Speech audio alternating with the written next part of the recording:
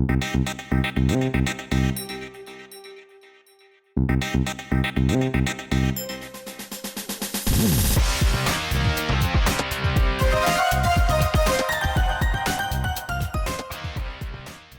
जो चीज प्रोडक्ट के अंदर लोग ढूंढते हैं, रेंज कितनी है। अगेन मोबाइल फोन मैंने मॉडल भी फाइनल किया, उसके बाद क्या नक्की होता है, मैंने मॉडल फाइनल कर लिया कि मुझे XYZ मॉडल का फोन लेने का है, उसके बाद मुझे क्या सवाल आएगा, कौन सा कलर। मैंने मॉडल फाइनल किया, अभी कितने कलरों में मिलता है, बोलते हैं ब्लैक मिलता है, व्हाइट मिलता है, रेड मिलता है, ब्लू मिलता है, राइट। तो किसी मोबाइल के 4 वेरिएशन आते हैं, किसी में सिर्फ 2 होते हैं, किसी में 5 होते हैं, राइट। तो ये कलर रेंज, हाँ, प्रोडक्ट के अंदर एक इंपॉर्टेंट बात होती है अगर वो कंज्यूमर प्रोडक्ट है तो। दूसरी बात, उसके अंदर कितनी वैरायटी है। कपड़ों में अगर हम देखें कितने अलग अलग टाइप के, सपोज एक रेंज निकली शर्ट्स की, तो उसके अंदर कितने अलग अलग टाइप की वैरायटी है, क्या अलग अलग टाइप का असॉर्टमेंट है। तो ये एक रेंज, या तो इसकी विभिन्नता, या इसके कितने अलग अलग किस्म हैं, कितने प्रकार हैं, ये रेंज जो है एक प्रोडक्ट का बहुत इंपॉर्टेंट हिस्सा है, जिसके बारे में प्रोडक्ट डिसाइड करते वक्त हमें सोचना चाहिए कि प्रोडक्ट में रेंज भी बहुत इंपॉर्टेंट है। अगर कोई एक कंपनी शर्ट निकालती है जिसके अंदर 6 कलर हैं, फिर दूसरी एक कंपनी निकालती है जिस बोलती है कि 12 कलर हैं, हाँ, बाकी के सब कुछ चीज़ें सेम दिखती हैं, तो लोग 12 रेंज वाले शर्ट्स को सबसे पहले देखेंगे, क्योंकि उसमें क्या मिल रहा है ज़्यादा, उसमें कस्टमर को चॉइस ज़्यादा मिल रही है, राइट। तो ये एक इंपॉर्टेंट पार्ट है प्रोडक्ट को डिजाइन करने में कि उसकी रेंज कितनी बड़ी है। जो नेक्स्ट हिस्सा है, कस्टमर जब प्रोडक्ट के बारे में सोचता है या उसको इवेल्युएट करता है, उसकी कंपैरिजन करता है, वारंटी के बारे में। प्रोडक्ट की वारंटी कितने सालों की है, राइट। सो जो इंडस्ट्री स्टैंडर्ड है उतनी वारंटी होनी चाहिए। वारंटी के साथ साथ जो दूसरी चीजें अफेक्ट करती हैं, रिटर्न एंड रिप्लेसमेंट के हमारे टर्म कंडीशंस, कि हम प्रोडक्ट को अगर विद इन वारंटी ऐसे ही रिप्लेस कर देंगे, या रिपेयर करके रिप्लेस करेंगे, बदली करके देंगे या रिपेयर करके देंगे, ये जो चीज़ें कस्टमर के डिसीजन में बहुत असर करती हैं। अगर उसको ऐसा एश्योरेंस मिल गया कि अगर 1 साल के अंदर प्रोडक्ट खराब होगा, मैन्युफैक्चरिंग डिफेक्ट होगा, तो हम बिना किसी सवाल पूछे उसको बदली करके देंगे, नया पीस आपको दे देंगे। अगर ऐसा एश्योरेंस मिलता है तो कस्टमर के अंदर बहुत बड़ा भरोसा बैठता है। लेकिन अगर उसको ऐसा कहा जाएगा कि अगर आप आओगे, ठीक है, हम उसको रिपेयर करके देंगे, बदली नहीं करके देंगे, फ्री रिपेयर करके देंगे, तो फिर वो भरोसा थोड़ा कम हो जाता है। और वारंटी देंगे ही नहीं, अब इधर से लेके गए उसके बाद वारंटी नहीं है, तो फिर तकलीफ है, राइट। सो अलग अलग टाइप की वारंटीज होती हैं। ये भी एक बहुत इंपॉर्टेंट फैक्टर होता है किसी भी प्रोडक्ट के बारे में जब कस्टमर सोचता है तभी। नेक्स्ट जो बात है, नेक्स्ट जो प्रोडक्ट के बारे में जो नेक्स्ट बात है, वो उसकी सर्विस, आफ्टर सेल्स सर्विस। बहुत सारी ऐसी प्रोडक्ट है जिसमें आफ्टर सेल्स सर्विस चाहिए। जो भी टेक्नोलॉजी की प्रोडक्ट हैं, फ़ोन है, लैपटॉप हैं, या और भी कोई गैजेट्स हैं, बहुत सारे इंस्ट्रूमेंट्स, इक्विपमेंट जो हम खरीदते हैं, राइट, उन सब में आफ्टर सेल्स के बाद कुछ प्रॉब्लम हुए तो उसमें सर्विसिंग का इश्यू आता है। तो हमारी सर्विस कैसी है, राइट। 1 साल या 2 साल की जो वारंटी है, उसके बाद हमारे पास कोई एनुअल मेंटेनेंस कॉन्ट्रैक्ट का ऑप्शन है कि नहीं, AMC जिसको कहते हैं, और उसके टर्म्स क्या हैं, तो वो सब चीज़ें सोच के रखना जरूरी है। वो सब प्रोडक्ट के अंदर उसका क्लैरिफिकेशन करना बहुत ज़रूरी है कि हमारी सर्विस टर्म्स क्या हैं। और एक और बात अंतिम जिसको हम कहेंगे, प्रोडक्ट की पैकेजिंग कैसी है। जो भी प्रोडक्ट हम बेचते हैं, बाकी के लोग जो उस प्रोडक्ट को बेचते होंगे तो उसका कुछ स्टैंडर्ड होगा ना, कि इसी तरह की पैकिंग में आता होगा, तो हमारी प्रोडक्ट भी उसी टाइप की पैकिंग में जानी चाहिए। कभी कभी प्रोडक्ट बहुत अच्छी होगी लेकिन पैकिंग खराब होगी, तो ये जो गलतियां हैं उसके बारे में हम बात करेंगे कि प्रोडक्ट रिलेटेड क्या क्या गलतियां हम करते हैं। प्रोडक्ट रिलेटेड जो गलतियां करते हैं उसमें से कुछ हम देखेंगे। सबसे पहले, हम कभी कभी ग्राहकों की जरूरतों को समझ नहीं पाते, राइट। और इस वजह से हम जो प्रोडक्ट बनाते हैं, प्रोडक्ट अच्छी होती है ऐसा हम मानते हैं, लेकिन कस्टमर को अच्छी नहीं लगती या ठीक नहीं लगती। क्यों अच्छी नहीं लगती? क्यों अच्छी नहीं लगती? उसकी जरूरत पूरी नहीं होती। उसकी जरूरत पूरी नहीं होती, राइट। या उसको लगता है कि ये इस तरह से नहीं होगा। अभी मैं आपको आजकल का एक एग्जांपल बताऊं कि कुछ लोग इतने बड़े फोन, बड़े मतलब पॉकेट में आ ही नहीं सकते, इतने बड़े फोन जो टैब ही है, टैबलेट ही है, राइट। अभी कंपनियों ने ऐसे फोन बनाए हैं, इतने बड़े फ़ोन जो एक हाथ में संभालना मुश्किल है, सिंगल हाथ से उसको ऑपरेट कर ही नहीं सकते आप, ऐसा फ़ोन। सो वो प्रोडक्ट बहुत अच्छा होगा, बहुत पावरफुल होगा, बहुत सारे फीचर्स होंगे, लेकिन कस्टमर को जो ज़रूरत है, मोबाइल का मतलब है आते फिरते, आते जाते, किधर भी बाहर होते हुए भी कम्युनिकेट कर पाना, वो जो कस्टमर की ज़रूरत है, और उसको कैरी कर पाना, उसको लेके चल पाना, ये जो उसकी ज़रूरत है मोबाइल के अंदर, ये ज़रूरत नहीं सेटिस्फाई हो रही है। प्रोडक्ट बहुत अच्छी है, लेकिन कस्टमर की ज़रूरत को पूरा नहीं कर रही है। उसकी ज़रूरत है कि मोबाइल फ़ोन मेरी जेब में रहना चाहिए, इतना छोटा होना चाहिए कम से कम। तो जो बड़ा हो गया, वो मोबाइल फ़ोन ऐसे कस्टमरों की ज़रूरत को पूरा नहीं कर पा रहा है, तो ऑटोमेटिकली वो कस्टमर उसके दायरे में से बाहर निकल गए। तो कस्टमरों की ज़रूरत को नहीं समझ पाना, कभी कभी हम गलतियां करते हैं। दूसरी बात, कस्टमर को हम समझते हैं, लेकिन कुछ ऐसे फीचर्स जो उसको जरूरी नहीं है वो डालते हैं। ओके, या तो कुछ ऐसे फीचर्स जो फ्यूचर में आने वाले हैं और कस्टमर को उसकी कोई ज़रूरत ही नहीं है अभी, आज से 4-5 सालों के बाद जो फीचर की ज़रूरत पड़ेगी, उन चीज़ों को हम डालेंगे, राइट। तो कस्टमर को लगेगा कि भाई ये तो बहुत दूर की बात है, अभी उसके लिए मैं 5 सालों के बाद तो वैसे भी मेरे को फिर से दूसरी बार उसको लेना ही पड़ेगा, तो अब से मैं इसके लिए पैसा क्यों खर्चूं, राइट। सो बहुत सारी गाड़ियों के अंदर आप देखते हैं कि इतने सारे फीचर डालते हैं, बहुत ज़्यादा ही एडवांस होते हैं, और वो सब फीचर के लिए जो रोड चाहिए, वो रोड तो भारत में है ही नहीं, राइट। अगर रोड की कंडीशन अच्छी होगी तो ही वो फीचर काम के हैं।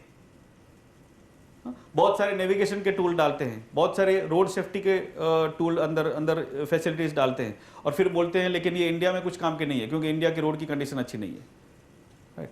तो ये फीचर डाले भी तो उसका कोई यूज नहीं है।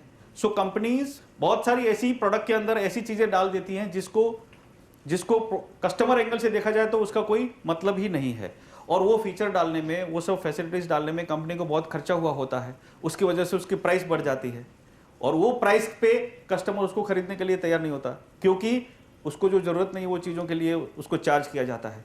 तो इस तरह से फेल होती है कि या तो ग्राहक की जरूरतें समझ नहीं पाना, या तो ऐसे फीचर डालना जो कि या तो पुराने हो चुके हैं जिसकी कोई जरूरत नहीं है, या तो बहुत एडवांस्ड है जिसको यूज कर पाना कस्टमर के लिए इम्पॉसिबल है, राइट। अभी भी स्मार्टफोन बहुत सारे लोगों के पास है, जो यंगस्टर्स हैं, उस स्मार्टफोन आजकल के ज़माने के जो यंगस्टर्स हैं या जो यंग लोग हैं, वो स्मार्टफोन को बहुत अच्छी तरह से यूज़ करते हैं, लेकिन कुछ लोगों के पास स्मार्टफोन आने के बाद भी वो उसका खाली एक एज ए रेगुलर फ़ोन ही यूज़ कर पाते हैं, उसको बहुत सारे एडवांस फीचर यूज़ कर ही नहीं पाते। मेरा खुद का मैं एग्जाम्पल लेता हूँ, उसके अंदर इतने सारे एग्जाम्पल्स, इतनी सारी फैसिलिटीज़ हैं, उसकी 50% फैसिलिटी में यूज़ ही नहीं कर पाता। तो मेरे लिए एडवांस्ड हो गया, ये बहुत हद से ज़्यादा हो गया एडवांस। सो ऐसे फीचर्स डालना कि जिसकी कस्टमर को ज़रूरत नहीं है, ये भी एक गलतियाँ प्रोडक्ट लेवल पे हम लोग कर देते हैं। दूसरी एक गलती प्रोडक्ट लेवल पे हम करते हैं कि प्रोडक्ट की सर्विस टर्म्स गलत होना। मतलब जब कस्टमर जैसे ही खरीद के जाता है और उसको प्रॉब्लम होता है, तभी फिर हम उसको बोलते हैं कि सर्विसिंग के लिए आपको यहाँ पे आना पड़ेगा, इतना चार्ज लगेगा, 15 दिन के बाद मिलेगा, इसका एस्टिमेट इतना होगा। अभी 20,000 का चीज़ लिया और 2 महीने के बाद ख़राब हो गई तो बोलते हैं इसके ऊपर 5,000 रुपये का खर्चा होगा, राइट। तो कस्टमर को बहुत ही धक्का लगता है कि ये क्या हो रहा है, क्योंकि वारंटी के अंदर है, फिर भी ये आपका इस तरह से डैमेज हुआ है, ये वारंटी के अंदर कवर नहीं है, देखो यहाँ पे स्टार मार के लिखा हुआ है, इन चीज़ों का इसके अंदर इंक्लूजन नहीं है, राइट। तो ये जो ऐसी सर्विस टर्म्स या ऐसी वारंटी टर्म्स हम रखते हैं जिसको कस्टमर को बाद में ऐसा लगता है कि ये सब तो मेरे लिए बहुत ही नुकसान वाले हैं, तो ये सब गलतियां हम करते हैं। वारंटी इस तरह से होनी चाहिए कि कस्टमर को ध्यान में रखते हुए कि किस टाइप की चीज़ें, किस टाइप की फेलियर होती हैं, किस टाइप की सर्विस प्रॉब्लम्स आते हैं, उनको ध्यान में रखते हुए फिर वारंटी डिसाइड होनी चाहिए या सर्विस टर्म्स डिसाइड होनी चाहिए। कभी कभी स्पेयर पार्ट इतने महंगे होते हैं, एक मशीन है, वो उसका एक छोटा सा क्लिप प्लास्टिक का होता है, अगर कोई भी प्लास्टिक बनाने वाले होते हैं तो कहेंगे कि इसकी कीमत 25 पैसों से ज़्यादा नहीं हो सकती, मटेरियल की या बनाने की जो भी कीमत है। शायद मोल्ड का खर्चा और सब मिलाओगे तो भी इतने नहीं होगी। वो जो इतना छोटा सा प्लास्टिक का एक पार्ट है उस मशीन के अंदर, और उसके बगैर वो मशीन आप यूज नहीं कर पाओगे। 25 के 1 रुपए वाला जो पार्ट है उसके लिए वो कंपनी 350 रुपया लेती है।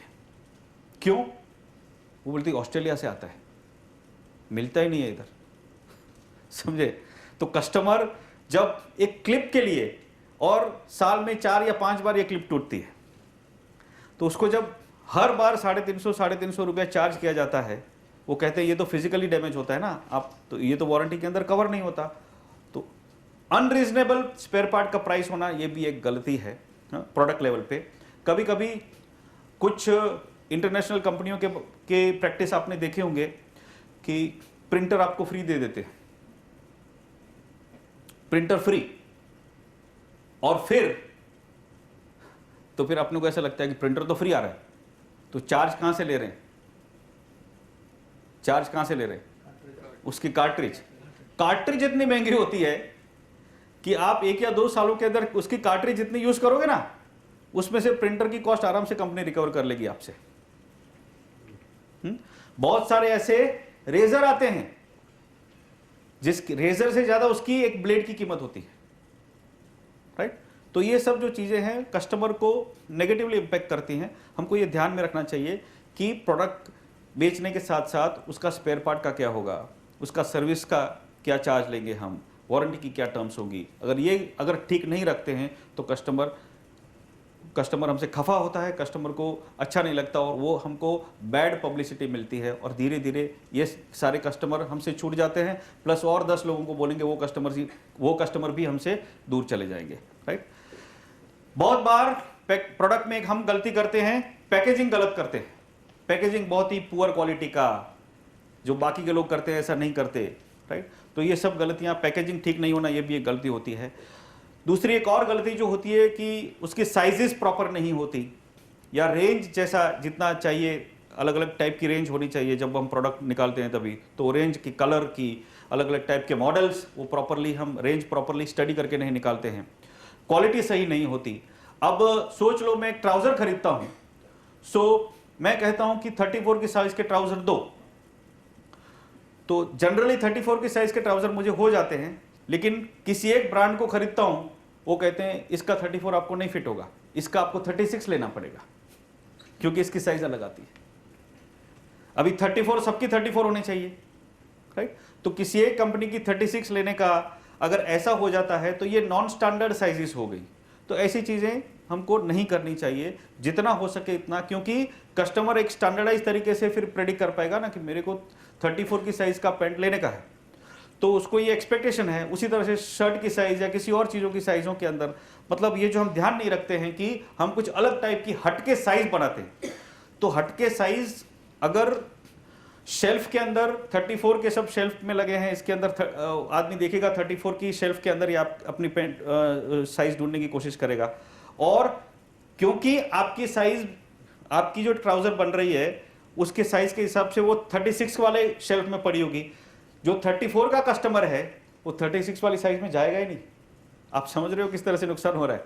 वो उधर जाएगा ही नहीं, वो बोला ये तो 36 की साइज है।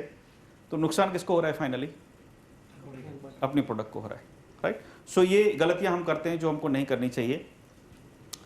तो अंत में अभी हम प्रोडक्ट के बारे में अगर कुछ कंक्लूड करें तो प्रोडक्ट सही हो उसके लिए कुछ चीजें हमको ध्यान रखनी पड़ेगी। क्या चीजें ध्यान रखनी पड़ेगी? सबसे पहले कस्टमर की नीड क्या है उसका स्टडी करो। हमारी मार्केटिंग स्ट्रेटेजी क्या है, हम किस टाइप की प्रोडक्ट बनाना चाहते हैं, वो नक्की करना बहुत जरूरी है। नेक्स्ट, बाकी के लोग, कंपटीटर्स अपनी प्रोडक्ट में क्या क्या ला रहे हैं, क्या फीचर्स दे रहे हैं, क्या रेंज दे रहे हैं, वो समझना बहुत जरूरी है। मार्केट के अंदर मार्केट की साइज क्या है, उसका पोटेंशियल क्या है, राइट? उसके अंदर कितनी डिमांड है, मार्केट के अंदर अपने ये जो प्रोडक्ट हैं उसके लिए डिमांड कितनी है, ये स्टडी करना बहुत जरूरी है हमारी प्रोडक्ट फाइनल करने से पहले। ये सब करने के बाद हमको कंपनी ये जब प्रोडक्ट निकालेगी, उसको बेचेगी, उसके बाद प्रॉफिट कितना होगा प्रोडक्ट के लिए, हम बनाने में, उसको प्रोडक्शन करने में, उसको डिज़ाइन करने में, उसको बेचने में, जो उसको सर्विस और सपोर्ट देने में जितना खर्च करने वाले हैं, उसके बाद कंपनी को प्रॉफिट कितना होगा ये भी हमको डिसाइड कर लेना चाहिए प्रोडक्ट डिज़ाइन करने से पहले, प्रोडक्ट लॉन्च करने से पहले। और जो प्रोडक्ट हम बना रहे हैं उसकी लाइफ कितनी होती है, मीनिंग एक अगर कपड़ा होता है, ट्राउजर या शर्ट है, तो उसकी लाइफ कुछ 1 2 3 साल तक होगी, राइट।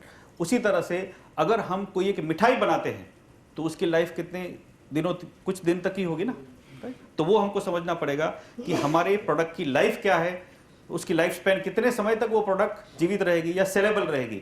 उस हिसाब से फिर हम अपने प्रोडक्ट के बारे में बहुत सारी और चीज़ें डिसाइड कर सकते हैं। सो प्रोडक्ट के बारे में इतना क्लियर है कि हमें क्या क्या ध्यान में रखना चाहिए। नेक्स्ट, हम मार्केटिंग जिक्सॉ पजल के जो 4 पीस हैं उसमें से एक पी को देख चुके, वो था प्रोडक्ट।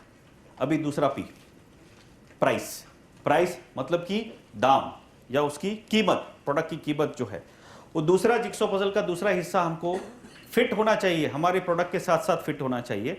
प्राइस में क्या क्या चीजें आती हैं, तो सबसे पहले क्रेडिट टर्म्स, मतलब हम एडवांस पेमेंट लेंगे, पेमेंट ऑन डिलीवरी लेंगे, या 15 दिन, 20 दिन, 15 दिन, 30 दिन, 60 दिन के बाद पेमेंट लेंगे, किस तरह से पेमेंट लेंगे।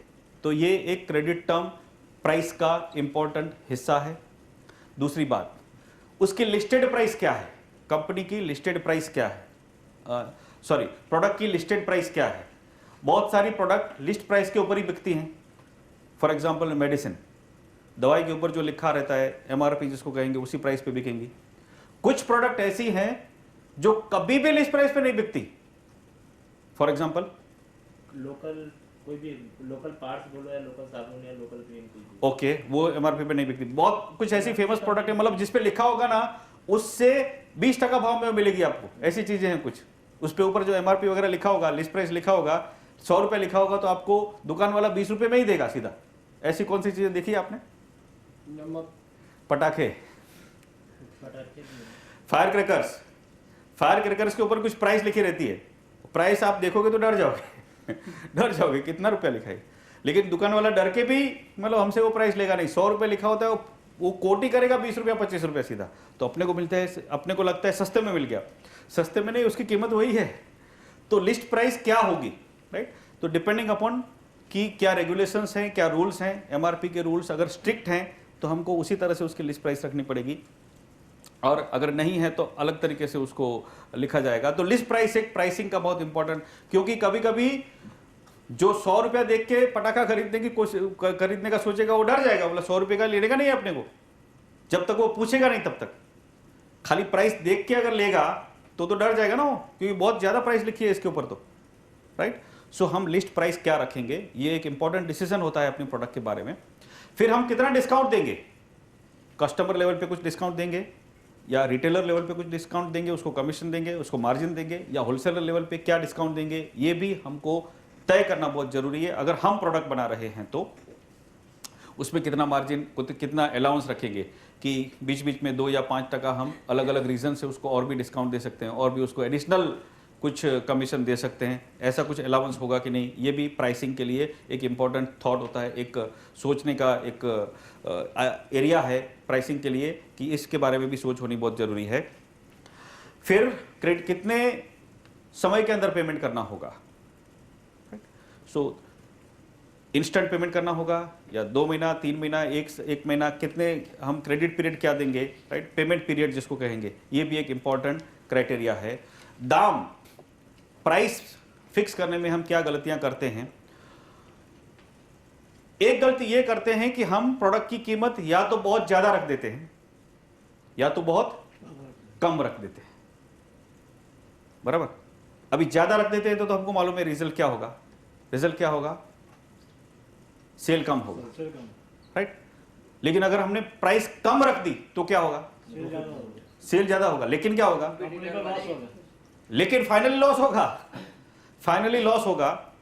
रेट हमने कम कर दिए, अपनी प्राइस रिड्यूस कर दी, राइट, तो सेल हमको दिखेगा, सेल दिखेगा, लेकिन क्योंकि मार्जिन कम मिल रहा है इसकी वजह से फाइनली हमको प्रॉफिट कम होगा, शायद लॉस भी होगा। ये एक होता है। दूसरी एक बात कि कभी कभी अगर हमारी ब्रांड एक टाइप के कस्टमर को बेचते हैं, ठीक है, अगर हम उसकी दूसरी एक रेंज निकालते हैं और उसको सस्ता कर डालते हैं तो दूसरे टाइप के कस्टमर उसमें एंटर हो जाते हैं। तो जो पहले हाई एंड के कस्टमर थे उसको ऐसा लगता है कि ये ब्रांड अभी एक्सक्लूसिव नहीं रही, अभी तो ये सबके पास, सबके हाथों में। अभी फॉर एग्जांपल मैं एक एग्जांपल बोलता हूं एप्पल का। एप्पल को जो फोन होते हैं नंबर 1 फोन गिने जाते हैं स्मार्टफोनों में आजकल, बहुत ही मतलब एक्सक्लूसिव माने जाते हैं। क्यों? क्योंकि उनकी प्राइस ही ऐसी रखी गई है कि एक लेवल से ज्यादा ही उसकी प्राइस होगी। तो जिसके भी पास आईफोन होगा, चाहे वो आईफोन पहला वाला होगा या आईफोन 2, 3, 4, 5, 5S जो भी होगा, आईफोन होगा मतलब सामने वाले को, देखने वाले को पता चल जाएगा कि आईफोन है, मतलब इस लेवल से ज्यादा ही इसकी कीमत है। कंफर्म एप्पल का कोई भी फोन एक कीमत से ज्यादा मिलेगा ही नहीं, बराबर। तो उसका एक स्टेटस हो गया, उस ब्रांड का एक कीमत हो गया। उसके कंपैरिजन में आप उसकी कंपैरिजन में आप किसी और ब्रांड को देखो कि उसके फोन 2000 में भी मिलेंगे, 4000 में भी मिलेंगे, 10,000 वाला भी फोन, 20,000 वाला भी फोन, 40,000 वाला भी फोन। अभी वो अगर लेके कोई घूमता है तो पता नहीं चलता कि ये फोन है कितने का, क्योंकि ये फोन दिखने में लगभग सिमिलर होता है, राइट। दिखने में तो सिमिलर लगते हैं, तो ये शायद 5,000 वाला भी हो सकता है, ये 20,000 वाला भी हो सकता है, ये 40,000 वाला भी हो सकता है। सो वो फोन के साथ साथ जो स्टेटस आता है वो स्टेटस गुम हो गया। सो ये प्राइसिंग बहुत इंपॉर्टेंट है कि अगर हमने बहुत कम प्राइस रख दी तो हम अपना कस्टमर सेगमेंट चेंज कर चुके थे। हाँ, प्राइसिंग चेंज करने के बाद, प्राइस को कम करने से हमने अपना कस्टमर सेगमेंट चेंज कर डाला, टारगेट कस्टमर बदल गया। अगर टारगेट कस्टमर बदल गया तो जो प्राइस कॉन्शियस कस्टमर है, मतलब जो हाई एंड की चीजें यूज करता है, जिसके लिए एक स्टैंडर्ड है कि मुझे इस टाइप की चीजें ही यूज करनी है और ताकि मेरा मोबाइल फोन से मेरी एक इमेज खड़ी हो, ऐसे लोग ये जो सस्ते वाले फोन बन गए उसको खरीदना बंद कर देंगे, राइट। सो प्राइस कम करना ये भी एक गलती होती है। प्राइस करने की दूसरी गलती, जैसे हमने देखा कि शायद हमको लॉस होगा, घाटा होगा, ये भी हो सकता है। बहुत महंगा होगा तो उससे लोग कम खरीदेंगे, क्योंकि कम क्यों खरीदेंगे? एफोर्ड नहीं करेंगे, एफोर्ड नहीं करेंगे, उनको उसमें वैल्यू नहीं दिखेगा, इसलिए कम लोग आएंगे। सो डेफिनेटली फाइनली हमको लॉस ही होगा। तो ये भी प्राइसिंग की एक दूसरी गलती है। कभी कभी मैन्युफैक्चरर या सप्लायर लोग जो होते हैं, बहुत धंधा बढ़ाने के लिए बहुत सारे क्रेडिट दे देते हैं, उधार में माल देते हैं। अरे आप लेके जाओ, चलो ना, 30 दिन नहीं 60 दिन के बाद पैसा देना, राइट। इस तरह से माल फेंकते हैं, जिसको कहते हैं ना, कंपटीशन का माल ना आ जाए उसके लिए अपना माल फेंकने की कोशिश करते हैं। रिटेलरों को या सेमी होलसेलरों को ऐसा डालते हैं और बाद में फिर क्या होता है, 30 दिन के बाद 60 साल की क्रेडिट टर्म दी, फिर 30 दिन के बाद 60 दिन की क्रेडिट टर्म दी, 60 दिन के बाद भी पैसा नहीं आता, 90 दिन, 180 दिन, और कभी कभी उसमें से फिर लॉस भी होता है, बिल्कुल पैसा नहीं आता, या 6 महीनों के बाद माल वापस आ जाता है। समझे, ऐसी सब चीजें होती हैं। सो क्योंकि आपने पैसे नहीं लिए तो उसको माल वापस देने की लिबर्टी है ना, वो दे देगा, सर आपका माल चलता नहीं है, वापस लेके जाओ। और 6 महीनों के बाद वो माल वापस आएगा तो आपको वो बेच भी नहीं पाओगे, आपके लिए भी वो सरप्लस हो गया, वेस्टेज हो गया, क्योंकि डैमेज हो गया, कलर खराब हो गया, पैकिंग खराब हो गई, कोई और इसके ऊपर या तो खर्चा करना पड़ेगा या सस्ते में बेच डालना पड़ेगा। इन शॉर्ट, गलत पेमेंट टर्म रखना ये भी एक प्राइसिंग की गलती हो सकती है, जो हमें नहीं करना चाहिए। सो प्राइसिंग कैसे फिक्स होनी चाहिए? मार्केटिंग का जो जिक्सॉ पजल है उसका दूसरा पी, प्राइस कैसे फिक्स करेंगे? तो सबसे पहले हमारी प्राइसिंग की एक स्ट्रेटेजी होनी चाहिए। जैसे हमने देखा कि एप्पल अगर चल रहा है तो उन्होंने सोचा कि हम एक लेवल से ज़्यादा ही प्राइस रखेंगे, उसके नीचे नहीं जाएंगे।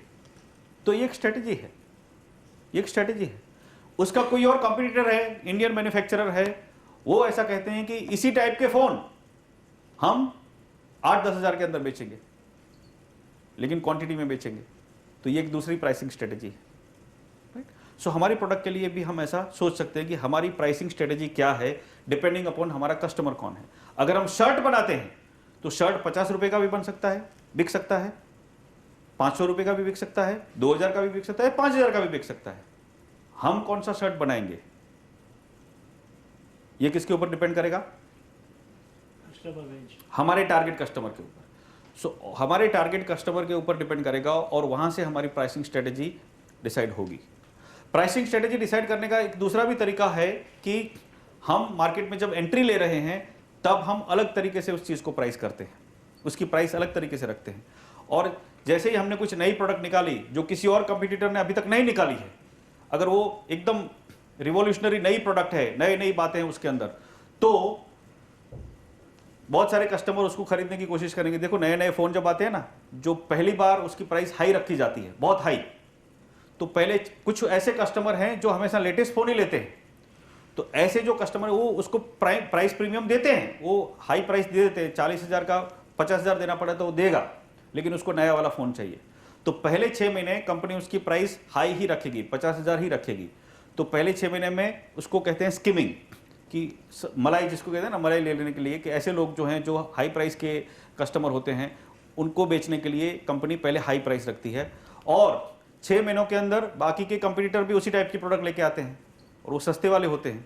तो फिर जो 50,000 का फ़ोन था वो कंपटीटर ने 35,000 में बेचना चालू किया, तो ये जो कंपनी है फिर 30,000 में बेचना चालू कर देती है वही फ़ोन 1 साल के बाद, ताकि जो लोग प्राइस कॉन्शियस हैं वो अभी वो भी खरीद पाएँ और वो जो कंपटीटर आया है उसके सामने हम फाइट कर पाएँ, है ना। तो प्राइसिंग की स्ट्रेटेजी इस तरह से कंपनियां चेंज करती रहती हैं, depending upon competition, depending upon market factors, right. ऐसे भी हो सकता है। हमारा टारगेट कस्टमर कौन है उसके आधार पर भी हम अपनी प्राइस, अपनी प्रोडक्ट की प्राइस नक्की कर सकते हैं। तीसरी एक बात होती है कि कभी कभी प्रोडक्ट की प्राइस कुछ बढ़ाने से मार्केट को कुछ फर्क नहीं पड़ता, डिमांड में कुछ फर्क नहीं पड़ता, ऐसा भी होता है। सोच लो कि एक बिस्किट का पैकेट है और उसकी कीमत है, उसकी प्राइस रखी गई है, सोच लो कि 28 रुपया। बिस्किट का पैकेट 28 रुपये में मान लो मिल रहा है। अभी कंपनी ने सोचा कि मुझे इसकी प्राइस बढ़ानी है, 28 में से इसकी प्राइस 30 कर देता हूं, तो उसके सेल में ज़्यादा कुछ फर्क पड़ने का चांस नहीं है। उसके बदले सपोज दूसरी एक कंपनी है जिसके बिस्किट की प्राइस है, जिसके बिस्किट के पैक की प्राइस है 4 रुपया। वो 4 रुपये का बिस्किट का पैक उसकी प्राइस करता है 5 रुपया, 1 रुपया बढ़ाया और डिमांड हो गई आधी। हो सकता है ऐसा, क्यों? 4 से 5 1 रुपया बढ़ाया तो डिमांड बहुत फर्क पड़ गया, आधी हो गई।